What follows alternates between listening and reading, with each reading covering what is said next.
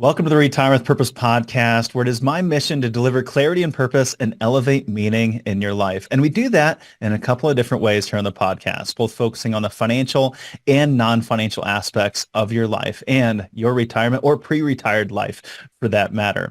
Every single Friday, we bring you a short form conversation that comes out of our Weekend Reading for Retirees email series. That's an email that hits your inbox every single Friday with 4 articles on trending topics to help you make better decisions about your life and your finances. And we like to pull out one of those articles and take a deep dive in those Friday conversations. I encourage you to get signed up for that weekend reading email, because not only do you get all of that amazing information that our team curates, but we also will invite you to special webinars and events. We'll give away books and all kinds of great things. And one of the cool things that you also get to participate in as a weekend reading subscriber are our conversations with our world-class guests. Every other Monday, we bring to you one of our world-class guests in a long-form conversation, just like we are doing here today. And we reach out to you prior to these conversations, and you can submit your questions to us and help me architect this interview to best suit yourself. So to get signed up for that weekend reading email, just shoot us a text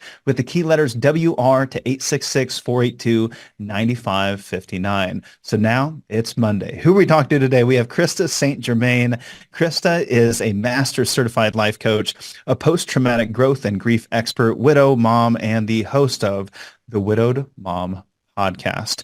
When her husband was killed by a drunk driver in 2016, she was at the age of 40, and that was about 3.5 months after their wedding. Krista's life was completely and unexpectedly flipped upside down. We're going to get to hear that story today. So many individuals are going through grief and having these experiences. I think we've all been touched by grief in our lives in some way, shape, or form. This conversation, if you are going through it or you have friends that are experiencing this, family that's experiencing this, please share this conversation, this inspirational conversation with them. After her therapy helped her begin to transition through the grieving process, Krista discovered life coaching, post-traumatic growth, and learned the tools she needed to move forward and create a future she could get excited about. And now, Krista, she coaches and teaches other widows so they can love their life again too. Today, we have partnered up with Krista to give away a free tool. We're giving away a free online widow grief course led by Krista that covers processing grief, helpful next steps, and tools to navigate moving forward.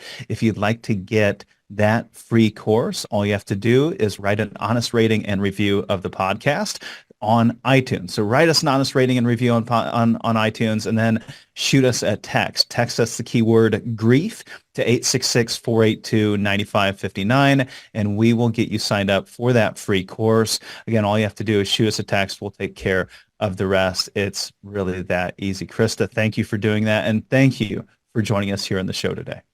Absolutely, my pleasure. I love it when anyone wants to talk about grief. So thanks for having me. Well, that's a good place to start, isn't it? Why is it that we tend to avoid this conversation? Yeah, I know. I think this is what I think. If we could actually talk about grief more, then when we got to our own grieving experience, it would be easier, right? And our discomfort with it, our discomfort with intense emotion, our discomfort with the idea of loss prevents us from talking about it, which then leaves us so much more ill-prepared for it when it happens. That's definitely what happened to me. Yeah, well, and it's the same with death and taxes, right? So, but I think this is important because, I mean, we talk about it in a financial planning standpoint. A lot of people aren't planning around their death. A lot of people aren't planning around taxes. These things are inevitable. I feel that grief is, to a degree, inevitable as well. Yeah, 100% agree. Right. And I love that we have an opportunity to open up our definition of grief, because it's not just bereavement, right? It's not just losing a person. Grief to me is any time life doesn't go as planned to a significant extent. We have a perceived loss, right? And that to us feels like something, we didn't want. And that can be so many things. It's not just, death of someone we care about. Yeah, well, many are experiencing grief as they transition into a new career, as they transition into retirement. There's so many different ways that this shows up. And I want to get into kind of how it shows up here later in the show in different areas of our lives and how we manage those things. But I think it's good that we prepare ourselves for that. I think this is something that I think about quite often. What would it be like if I lost my spouse? What would it be like if I lost a child? Because I know that risk is there and I want to be prepared. I think this is why this conversation is so powerful. And during an interview, you mentioned that during your grieving process, you realized that you can use experiences of loss as leverage to make your life better. And in turn, this realization lit a fire in you. And I want to say, how do you get to that point? How do you reach that realization that, oh, my life's going to be better in the midst of despair? Because I feel that so many get stuck somewhere in this grieving process and never reach this realization, maybe even feel guilty to reach a realization that something good may come out of this. Yeah. I will say it wasn't an immediate happening. It was a gradual process, right? Early in grief, after Hugo died, if someone had said, you can love your life again, your life can actually be better than it was before he died, I would not have been open to that. I probably would have been offended by it, right? So it happened over time. But unlike I think most people, right? I had heard about post-traumatic stress disorder, but I'd never heard about post-traumatic growth. Like that was a new concept to me. And so hearing about it and learning that it was actually possible gradually got me open to the idea. And when you're in such a powerless place, there is some hope to be found with the idea that, yes, traumatic things do happen, loss does happen, and also we never lose the ability to choose who we want to be and how we want to respond, even when the loss is significant, right? So post-traumatic growth, is that something you've talked about before on the podcast? No, that's okay. Great. Yeah, usually I do a lot of grief education, and when I ask people if they've, who's heard about post-traumatic growth, most people don't know. They've heard about post-traumatic stress. So post-traumatic growth was a phrase that was coined in the mid-90s by a couple of researchers. Tedeschi and Calhoun were their last names. And before their work, what we really thought was that when something traumatic happened to someone, the best we could hope for was that they would bounce back to where they were before the traumatic event. And at the time when this work was done, also, we thought about trauma a little bit differently. We kind of gave this idea of big T, little t trauma, right? Like there was a list of things that were traumatic, as opposed to what we now know, which is that trauma really is subjective. We experience it in different ways. But that being said, what these two researchers discovered, and they were actually studying widows, which I think is fascinating, is that there was this kind of qualitative wellness level that people experienced before a loss, how they rated their quality of life, how they rated their satisfaction of life. And sometimes there was a group, kind of three groups of people really. One group would, after the loss of their spouse or something traumatic, dip down below that level of wellness and then never come back, right? That dip then became their new normal. The second group would dip down, but then they would bounce back to where they were before the loss, right? And which we're not surprised. But then there was this third group that they would dip down, but instead of just bouncing back, they would actually bounce forward. And they were reporting greater levels of satisfaction with life, greater levels of wellness. And this is really revolutionary at the time because, again, we thought the best we could hope for was to bounce back. And so what post-traumatic growth teaches is that, some sort of traumatic event, spousal death included, really shakes us up, really wakes us up, really gets us out of the monotony of how we were living, right? When we were just kind of going through the motions and taking things for granted and maybe on autopilot in a lot of regards, we have a significant loss and we can take that, not that we wanted it to happen, right? Not that we're glad that it happened or we're grateful that it happened, but we can take that and we can use it as a way to check in and assess, based on what I value, am I living life the way that I want, right? How could I live in a way that's even more of what I want? I compare it to tornadoes because I live in Kansas. Easy to do, right? Tornadoes come, they knock people's houses down. And it's kind of like that, where you're living in a house, a tornado comes and it knocks your house down. You didn't ask for that tornado to come. You didn't want it to come, right? You're not grateful that it came, but it did. It knocked down your house. And now what? You could just rebuild the house that you had as close as possible, right? You could get those plans out. You could give them back to the builder and say, please try to give me something as close to what I had. Nothing wrong with that. But also, you probably learned some things from living in that house, right? You've had some time there. You're not the same person that you were when you moved into that house originally. So maybe you know that you want more light in your kitchen. You want more outlets. You want a larger closet. Like you want different things, right? Because you've learned some things from living there. So why not take advantage of that opportunity, which is to update the design of the house that you build next so that it's even more of what you want. And it doesn't mean you didn't love the old house, right? And it doesn't mean you asked for the old house to be knocked down or that you're grateful that it happened, but it does mean that your house did get knocked down. So now what? What are we going to choose? And that's really post-traumatic growth in a nutshell. It's deeper appreciation for life. It's deeper spiritual connections. It's maybe career changes, right? It's more authentic relationships. It is making a contribution in a way that you've never done before. For me, it was, do I really want to be working at the company that I'm working at? Is this what I want to do? You know, my husband and I worked together at the same company. He was a very passionate electrical engineer. He loved, absolutely was obsessed with airplanes. We worked at Learjet, which is a company that builds airplanes.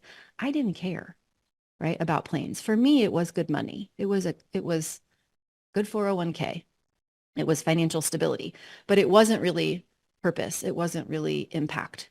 And so for me, post-traumatic growth looked like, I'm going to shake it up, right? And that's when I left my job, became a coach, and so on. So that's possible no matter what the loss is. Doesn't mean we have to be glad the loss happened. It doesn't mean we have to count our blessings about anything, but it does mean we get to be the ones that make choices about our lives and how we live them. And it can be a great opportunity if we want it.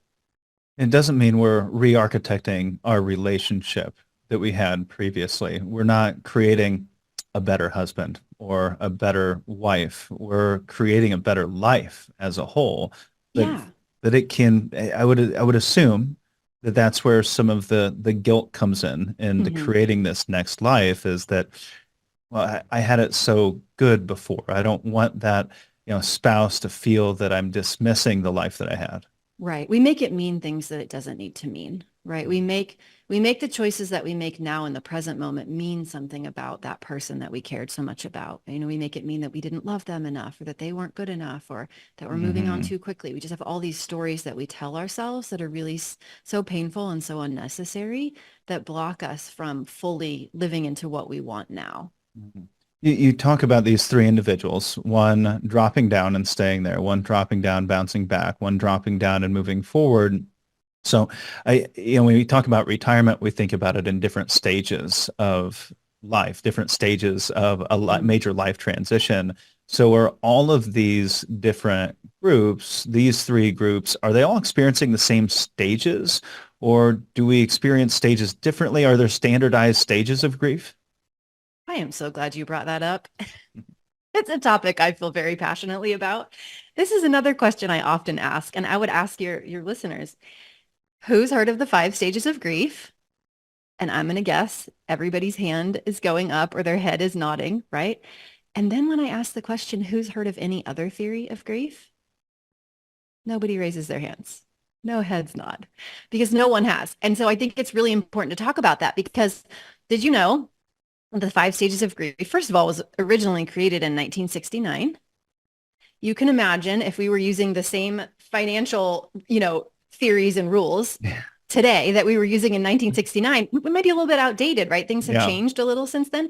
It's the same in the grief world. So many, new pieces of work, new bodies of work, new theories have been created since 1969, but somehow the 5 stages of grief, denial, anger, bargaining, depression, acceptance, seems to be the one that just caught hold and shows up everywhere, right? That's the one everybody knows. And I think it's important for people to also know that that work, while it was really important in its time, wasn't even about death. It was actually about the process of dying, right? It's Elizabeth Kubler-Ross's work and David Kessler. And she was actually studying what happens in a hospice setting where people are coming to terms with their own terminal diagnosis. First, they deny, then they get angry, then they bargain, right?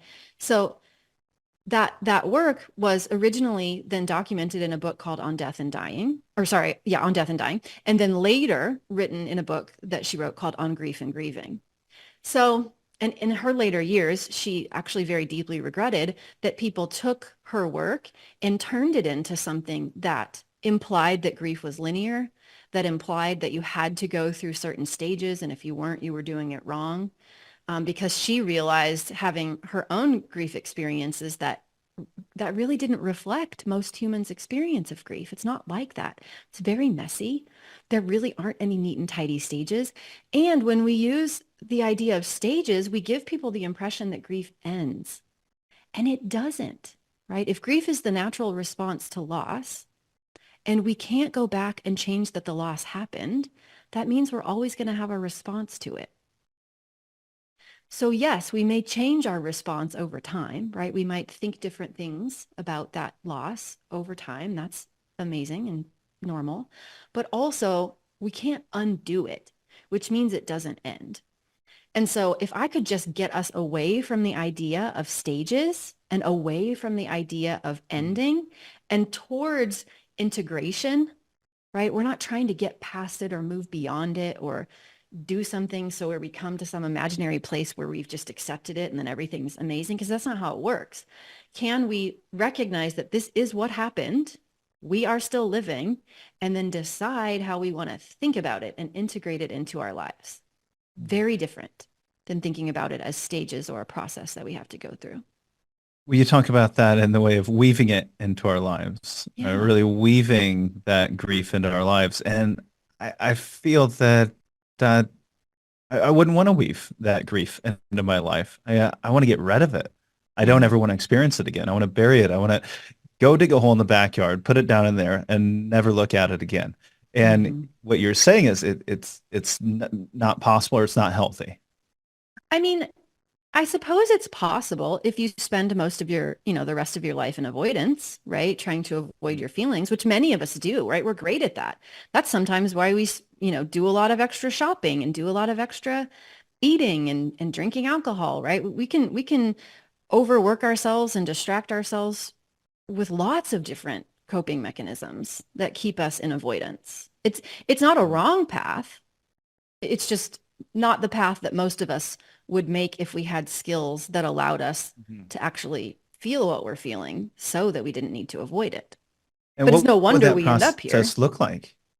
Well, it What's really that looks like, process look like when you're working with someone? I mean, yeah, I'm still seeing it in stages. Maybe I need to get away from this whole yeah, stage thing, yeah, but I'm I going, know well, there's got to you and be everybody else. stages I'm so process Yeah, driven. I go, there's got to be a process for weaving I it into my know. life. I can't just push a button and weave it in there. I There has to be some level of process.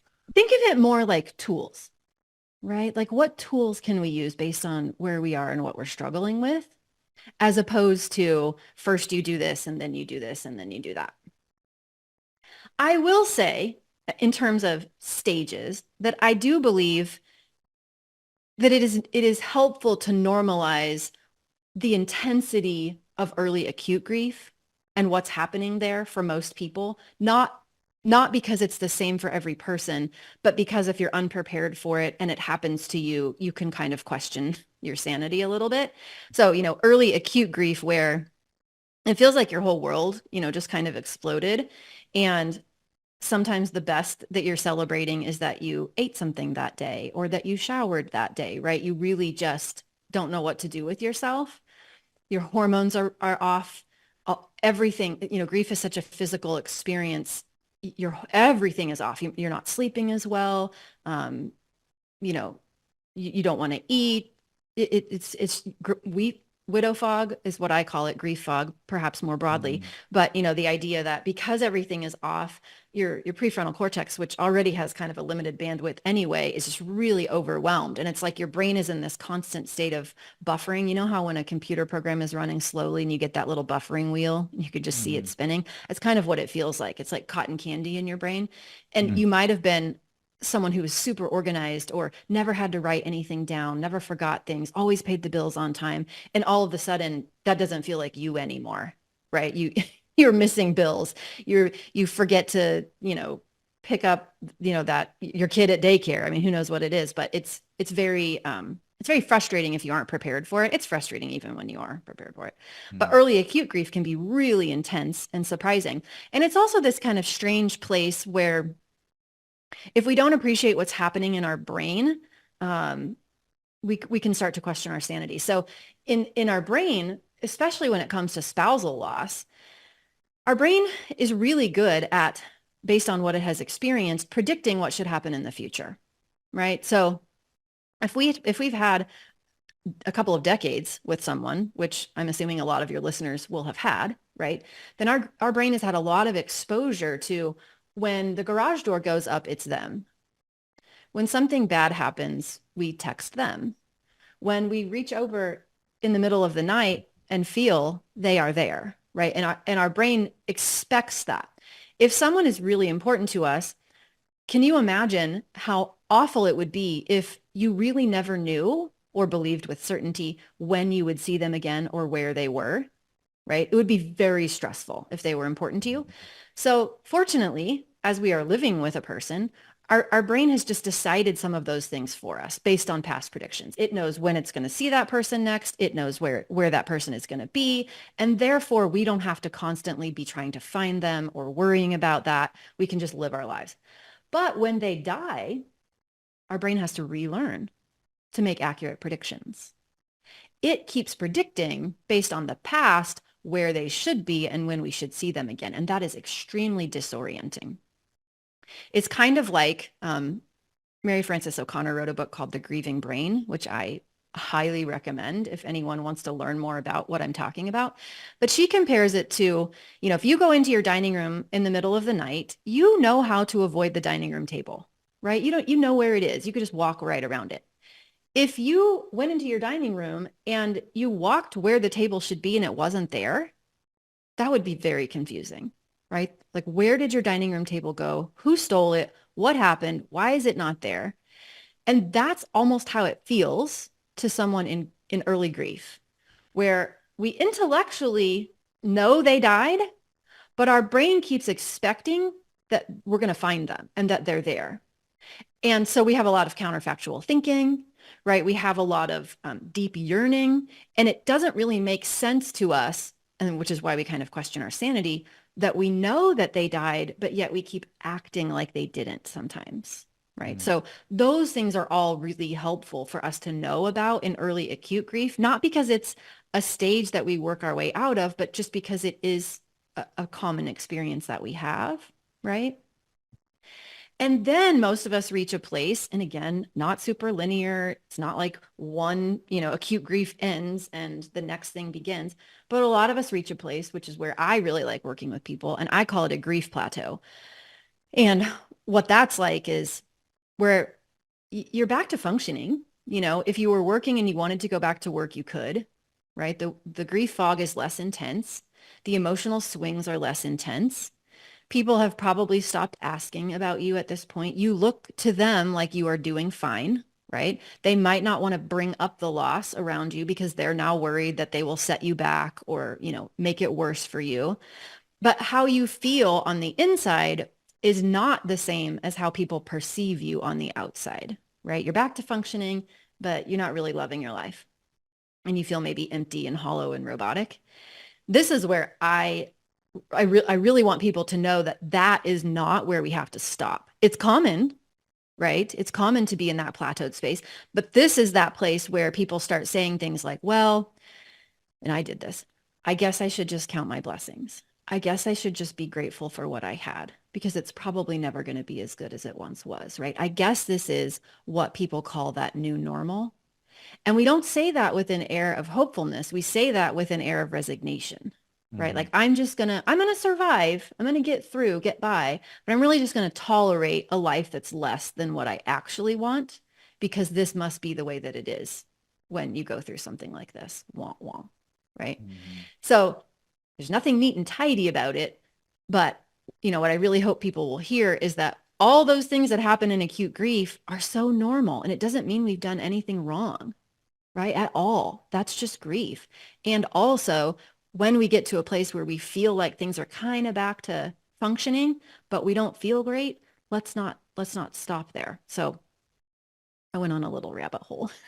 I get fired up. That was great. There's so many different ways that I want to take that because there's so many different really important things that you said.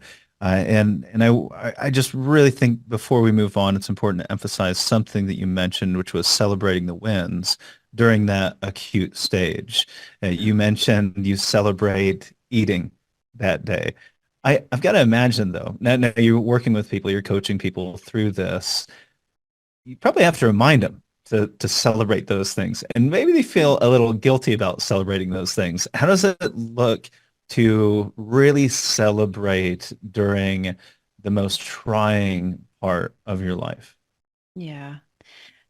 It is a hard thing to do. And I think it's a little bit easier when we kind of pull back and we understand that, the human brain is designed to prioritize the scary things, right? It is for our survival, it is designed to place more weight on the things that could kill us than the things that feel good, because we need to pay more attention to the things that could kill us. So if we understand that evolutionarily speaking, that's how our brain is designed, it has this negativity bias built into it, right? Then we could cut ourselves a little bit of slack, right? Knowing, oh, okay, of course, my brain doesn't want to see the positive. It wants to focus on the things that feel heavy and scary. And then it becomes a little bit easier to do that, right? Knowing that it doesn't really have anything to do with the person that died, or, the loss itself, as much as it has to do with using this incredibly powerful tool that we have in our brain for our good, right? In order to create something that we want, because it's a tool that we really want to be aware of and use, right? So I have my clients celebrate victories that we just get in the habit of doing it, right? Is what are 3 victories that I can celebrate today? And what are 3 victories that I can anticipate tomorrow? Right? I'm training my brain to focus on the gain instead of the gap, because that's what it wants to do. But I got to do it on purpose. Yeah, that's great. I think that's a really important takeaway for those that are going through that or experiencing that part of their lives. You were talking about this study about going back, bouncing back to even and bouncing, going ahead. You said that you were really fascinated that it focused on widows. Why the fascination there? Well, I mean, it's always encouraging when someone comes along and tells you, not only is something possible for humans generally speaking, but also it's, the whole work was based on somebody who's experiencing what you're experiencing, right? So I just felt a personal connection there. It's easy to look at people who are experiencing maybe something that you wish you could experience and say, well, it's possible for them, but it's probably not possible for me.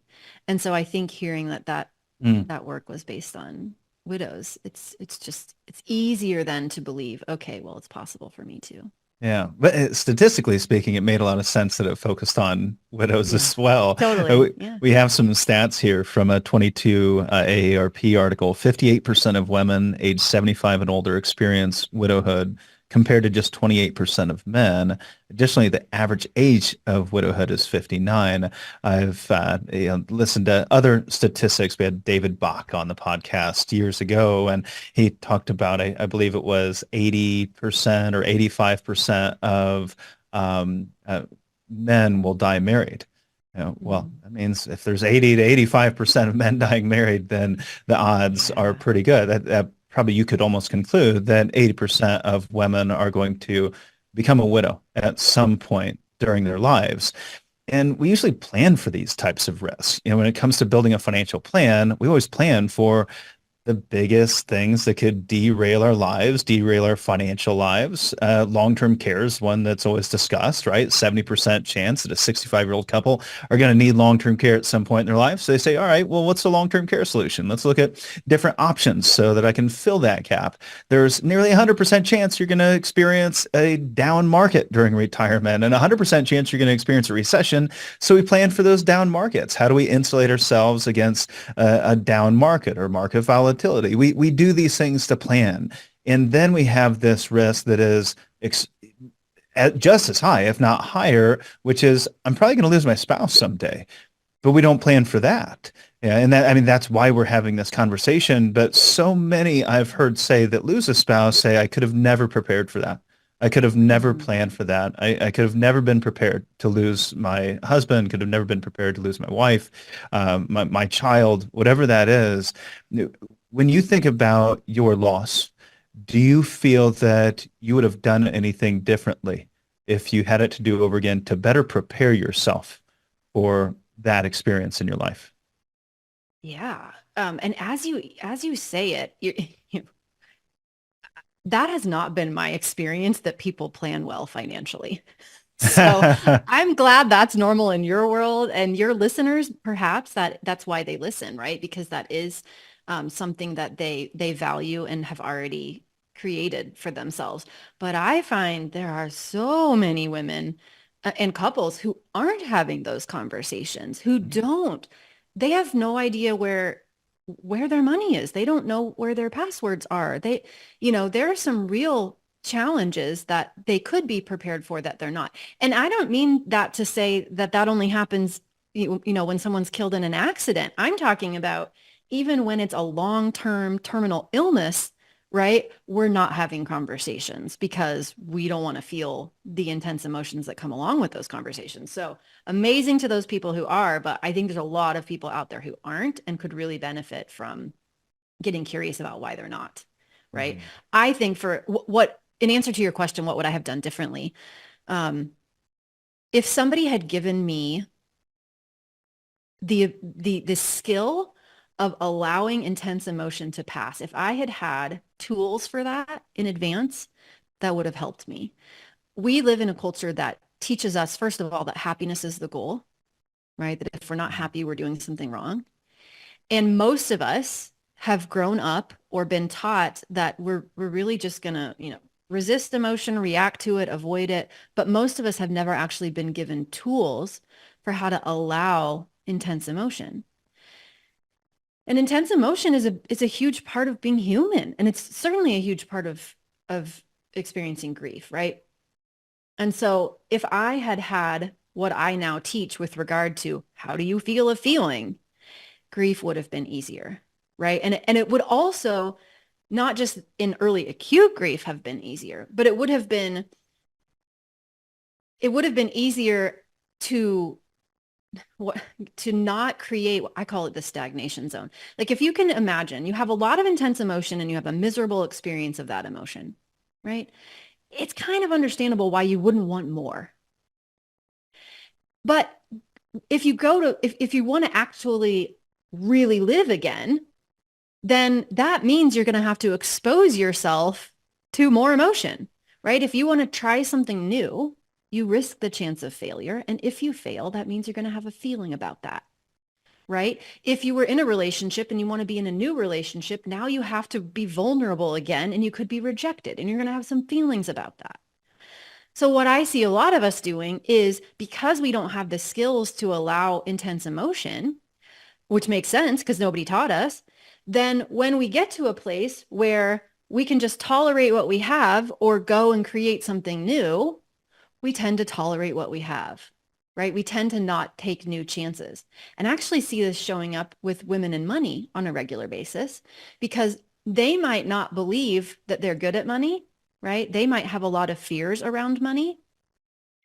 And they're so uncomfortable asking someone like you questions, right? And admitting that they don't know what they don't know because they don't know how to feel the uncomfortableness of that they won't. They won't ask the questions. And that's a feelings problem. That's not an information problem, right? If they were willing to feel how it feels to, not that they should be embarrassed. I don't think they should. But if they were willing to let themselves feel uncomfortable enough to ask questions, to pursue new things, then it gets easier to create what you want because pretty much everything you want is on the other side of something that's uncomfortable. But what I see is we shrink, right? So we may prevent ourselves from experiencing less negative emotion, but also because we're then taking less risk and putting ourselves out there less, we then also prevent ourselves from experiencing the positive emotion that we want, the desirable emotion. So we end up with this band in the middle, which I call it the stagnation zone. It's like no risk, nothing new, avoidance. It's like mediocre land, right? So feelings, somebody had taught me that, like, whew, that would have made a difference. But what's that even mean, right? And I got to say, I mean, especially for, the greatest generation, my grandfather's generation, that was not part of the attributes that were admired by society, right? It was strength, it was burying those emotions and not letting those things out. And then if you are able to control your emotions, then you're going to be better able to handle what life throws at you. And I wanted to ask, because one of the questions I had was, what are those attributes of people that tend to do the best, that tend to actually be able to weave this grief into their life most efficiently and handle that grieving process in the healthiest way? And I am assuming it's those that are actually more vulnerable or have actually showed more emotion, more vulnerability throughout their lifetime, not those that were the stone wall. Yeah, for sure. They're emotionally resilient, right? And They're what willing to. tools do they use? And what tool you talk about using tools to allow for more intense emotions in order to better prepare yourself for these things. What are some of these tools that we can Mhm. start practicing today? I know me for one, I want to walk away from this conversation and go do something about it so that I can be better prepared for what life might throw at me. Yeah. I love that you're asking those questions. So there's a couple of things that come to mind. So one is, again, developing the skill of feeling feelings, and I'll give you a couple of ways to do that. Also, another is what's called cognitive diffusion, which basically means understanding that the way that we think isn't actually the truth of who we are. And I know that sounds very deep, but basically, we have tens of thousands of thoughts every day in our brain, right? We didn't ask most of them to show up, they just do. But sometimes we're so fused with them, right, that we can't tell the difference between who we are and what we're thinking. And we are the ones that get to think about what we think, right? We are the ones that get to decide which thoughts we pay attention to. And that's really important that we develop that skill, because a lot of the thoughts that show up after you lose someone can take you to a place that is not where you want to go, right? So for me, one of those thoughts was, my best days are behind me, right? If I had not been able to separate myself from that way of thinking, if someone had not shown me that that was just an optional sentence in my brain, I would have kept believing it, and I would have stayed in a place that had my best days behind me, right? I would have created that into reality. So being able to see ourselves as the watcher of our thoughts, the thinker of our thoughts, and pull ourselves away from our thoughts so that we can decide which ones are useful and which ones we want to give our energy and attention to. And if a thought is actually moving us away from what we want, then we don't have to keep giving energy and attention to it, right? We can decide to believe something else. We can Yeah. decide to believe, maybe actually I could love life again. Maybe I could get good at money, right? Maybe Yeah. I don't see myself as that now, that the thoughts that I have about my ability to manage money, invest money, whatever, are based on years of experience and actual, results that I have created related to money. But what do I want to believe about myself and my ability to manage money or handle it, right? Yeah, and this is what you talk about in your saying separating yourself from your thoughts. Yes. And I think this could be also being the observer, right? Being the Yes. observer, not being the ego. And I know one of those things that really helped me was The Untethered Soul. I don't know if you've grabbed that book before, Michael but an Singer. amazing book, So right? good. Yes. And I had that realization of, well, I always thought I knew who I was, but then, when the book says, hey, if you're hearing these thoughts and these thoughts are passing through your brain, then who's actually hearing the thought? And I go, well, maybe I am the one hearing the thought, not the Yeah. actual one that came up with the thought. There's two different Exactly. pieces. Crazy, isn't it? But it's so exciting, right? To Yes. think about that, because if we don't, then really what we're doing is just perpetually recreating the past. And recreating, becoming our thoughts, right? Hmm. Very much becoming our thoughts and not becoming Yeah. ourselves. So Yeah. powerful. And I'm glad you brought that into the conversation. You've talked about money and wealth several times here. And you talk about wealth purgatory. And Hmm. I think this is an important thing, especially so many of the families that we work with, they're doing this one simple thing that we all do. I've done it, which is buying life insurance. So we go Hmm. out, we buy life insurance. Why do I have so much life insurance? It makes me feel good that my family's going to be taken care of if something happens to me. And the thought process behind that is, well, I'm going to leave them all of this money that will allow them to not have to worry about money. It'll make their lives better. It'll allow them to have some peace of mind that they're going to be okay. It's almost selfish though. It's I'm the one that's actually getting the peace of mind. I don't know if I'm actually giving it to them as much as it's benefiting me, but we like to say it's about the other person. And you said that the result of this often isn't a positive feeling. Even the positive change in wealth that's experienced after the loss of a loved one can just heighten these negative emotions and put us in wealth purgatory.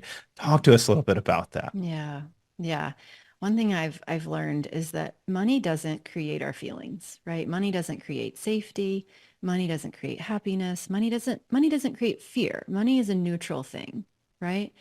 And it can be really easy to imagine that if you have, and in my case, after Hugo died, more money than I'd ever had before, that I would feel good, right? That I would feel comfortable, that I would feel safe, that I would feel, um, I don't know, just something better than what I felt, right? But it isn't the money that causes the feelings. It's what we're thinking about the money that causes the feelings. And so when we have all of these thoughts like I did, we can have a really miserable experience even when we have more money than we've ever had before. We can have guilt around that money. We can have discomfort around that money. We can want to hide that money. We can be afraid that we're going to lose that money, right? We can just not enjoy it at all based on what we think about it and our ability to handle it, how it came to us. We can resent that money, right? We can be mad that we have it because what we really want is the person instead of the money.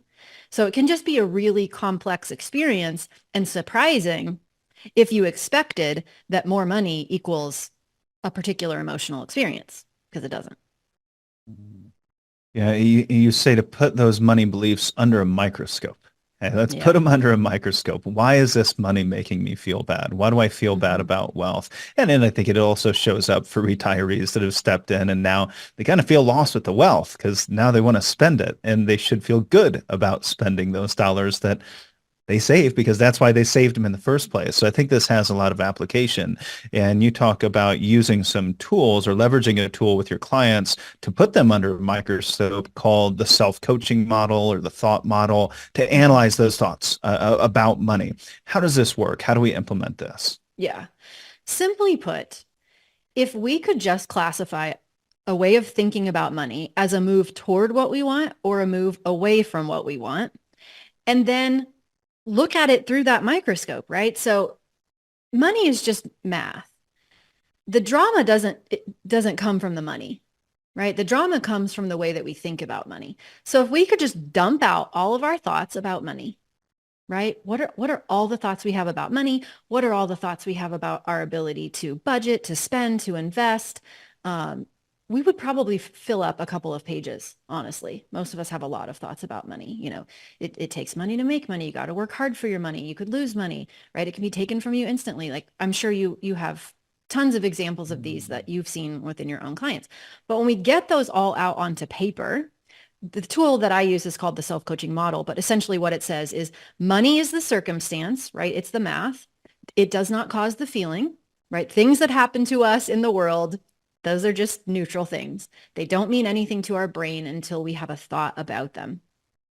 So money is the circumstance. Then we have a thought.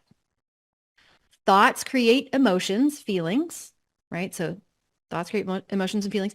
Feelings drive behaviors and behaviors produce results. And we always ultimately produce results that line up with our thoughts. We literally create our own thinking into reality. So if I am thinking I am not good at money, I'm going to feel probably insecure, right? That thought might cause me to feel insecure. What are the behaviors I then have around money when they are being fueled by insecurity? I'm probably going to hide. I'm not going to reach out to you. I'm not going to ask questions. I might avoid looking at my money, right? I might not budget. I might spend recklessly. I might have no idea what's happening because humans who feel insecure don't take action that creates something that they want, right? So then I end up producing a result where I literally prove my own thought true that I am not good at money. Hmm. That I get is a this. thought that's moving me away from the experience I want.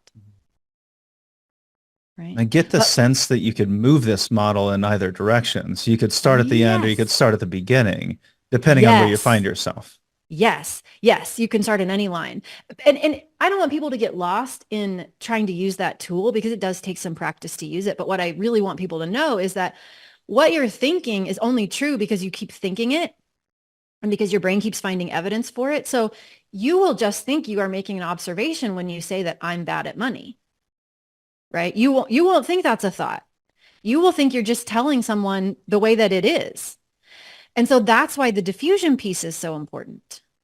Because if you just think that's the truth, then you're just going to keep recreating it. If you can pause and say, oh, wait, maybe that's just a story in my brain. Maybe that's just a sentence that my brain has been gathering evidence for, and I thought it for so long that I now believe it. A thought that we practice becomes a belief, and I just have this belief, but all beliefs are changeable. What do I need to start thinking so that I will actually move in the direction that I want to move? Mm, That's the tool. yeah. Yeah, we could put ourselves into really defining the circumstance and then defining the result that we want to get as well. And then Mhm. we could work through our thoughts and our emotions and behaviors. It's like a thought, Yes. emotion, and behavior sandwich, right? Yes. And it can be so powerful. I can't wait to use that tool myself and really expose others to it. I think it's going to help so many.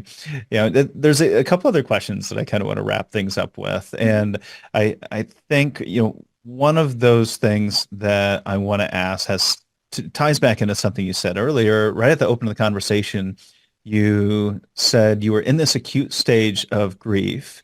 And during that acute stage, if someone were to tell you everything's going to be okay or life's going to be better or things are going to turn around, that you would have been offended, maybe even angered, at that time. I think that's a really a big challenge for those Mhm. that are with those that are experiencing those acute stages of grief. You walk through the line at the funeral and you're saying hi to someone, you don't know what to say. And I still don't know exactly what I'm supposed to say. I feel bad to say that I'm sorry because I'm not nearly as sorry as they are. I can't say life goes on, things are going to get better. What do you say to someone that's in this stage? How can someone best support their loved ones that are experiencing this acute grief? I love that you're asking that too, because it's so challenging to be on the receiving end of comments, and it is so challenging when you're the one trying to figure out what to say.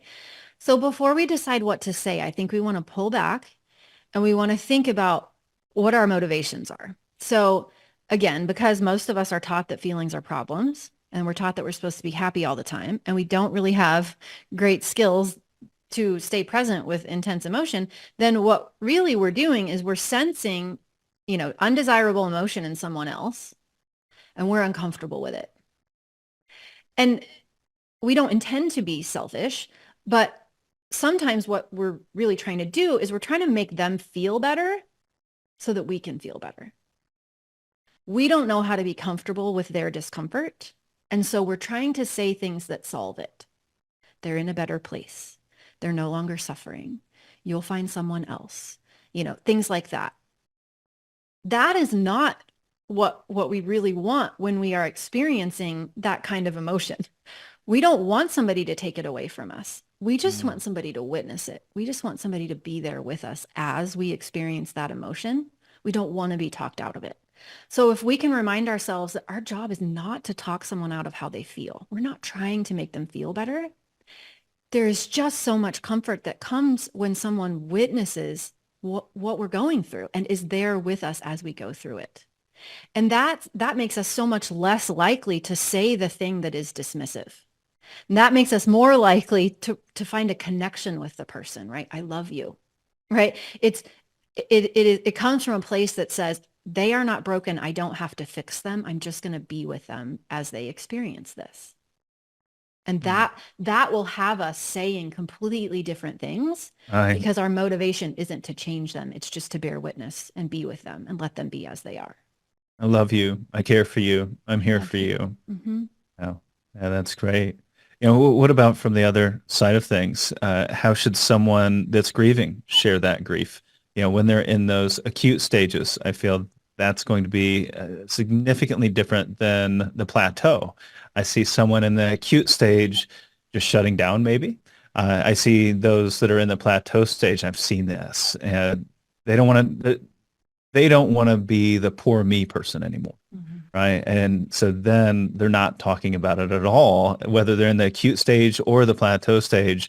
I get the sense that they're not talking about it for two very different reasons, but they're still not having those conversations and sharing those things. How does someone that's going through this process share that grief with others? It's such an individual question. There really isn't a manual for that, right? Mm, And I don't think we even want to say that you have to share it.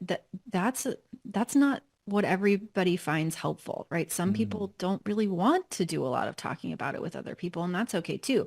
So I really think it's more a matter of, figuring out what feels good to you. For me, it felt really good to go to a therapist in the early days and just get it out and with someone who was unbiased, and I didn't have to worry about how they felt, right? And because sometimes when you're talking to people who know you and are invested in your life, again, they're not comfortable with your discomfort. So you start talking about what's going on, and then all of a sudden they're uncomfortable, and now you're consoling them, right? That's not helpful. mm, So for me, there's a lot of value in just talking to a neutral third party who wasn't going to judge me, and I didn't need to fix their feelings. And there was so much goodness in that. There was a lot of value in just journaling. I would write letters to Hugo daily for a long time, just mm, telling him about my day and what was going on for me. That felt very valuable to me. And then I think it can just, be what you need it to be. A lot of us do very well in community. When we tend to think that what's going on for us is somehow different, bad, wrong, you know, abnormal, it can be very normalizing to be in another community of people who can normalize our experience, right? When we can go, oh, it's not a me problem. This is just grief, right? And then it gets easier. But in order to do that, sometimes we have to be brave. Sometimes we have to, find a group, realize it's not the right group for us, and then find another group. Sometimes we have to find a therapist and realize it's not the right therapist, and then find another one. We have to advocate for the environment or the experience that is most beneficial to us next and not quit until we find it, mm, right? And I see people quitting too soon because yeah, they find a depressing grief group and that doesn't help them, or they find the wrong life coach or the wrong therapist for them, and so they quit. mhm. And it's really just a matter of what is it that would be useful to me, and then will I be committed enough and advocate long enough until I find it. Yeah. Yeah, I see how it's weaved into your life quite clearly. I see how it's weaved into my mother-in-law's life, Mhm. going through grief counseling and then becoming a grief counselor herself as well, and Mhm. continuing to do that years later and probably the rest of her life. It's part of her life here today. And I think another element of this I want to make sure that we hit on is this piece of moving on, relationally. So for instance, we had a friend of ours that about 6 months after his wife passed away, he's dating. And then 9 months later, he's got somebody who's bringing to the holidays. And everyone's judging him for it, that he moved on too quickly, or it's not looked on positively by anybody that I've seen, and I think I can't imagine it from his perspective, going through that and go, well, am I supposed to move on? Am I not supposed to move on? What are other people going to think of me? And how should we think about moving on relationally and creating new relationships and the judgment of others along the way? Yeah, because it's not like they're just going to judge you for moving on. And by that, I prefer the term moving forward, Mm, right? But it's not like they're just going to judge you for dating too soon. They're also going to judge you for not dating soon enough, right? What's mm, wrong with you? Why aren't you living yeah. again? You should be dating again, right? Everybody's got opinions about what we should do with Hmm. our lives. Yeah. And to me, the most simple advice I can give people is just to let them have opinions Mm, because they do, right? mm, Like, we might as well just stop arguing with the fact that other people have opinions about how we should be living life. Some people will Mm, think we're wearing the wedding ring way too long, and some people will be just shocked that we have taken the wedding ring off. Okay, let them. yeah. Next. Yeah. I love how simple that is. Yeah, but it's so true. And I think many will find that very freeing and empowering. Thank you for joining us today. I want to make sure we get people into your free course because those going through grief, they need this work. They need this kind of environment. They need this kind of community. And so again, we are partnering with Krista to offer her online widow grief course led by her that covers the processing grief the process of processing grief, helpful next steps and tools to navigate moving forward, not moving on. And if you'd like to get access to that free course, it's super easy. Just write us an honest rating and review over on iTunes and then shoot us a text with the keyword grief to 866-482-9559. We'll get you signed up for that free course. Krista, this has been an amazing conversation. Thank you so much for the work that you're doing in the world. Totally my pleasure. Thanks for having me.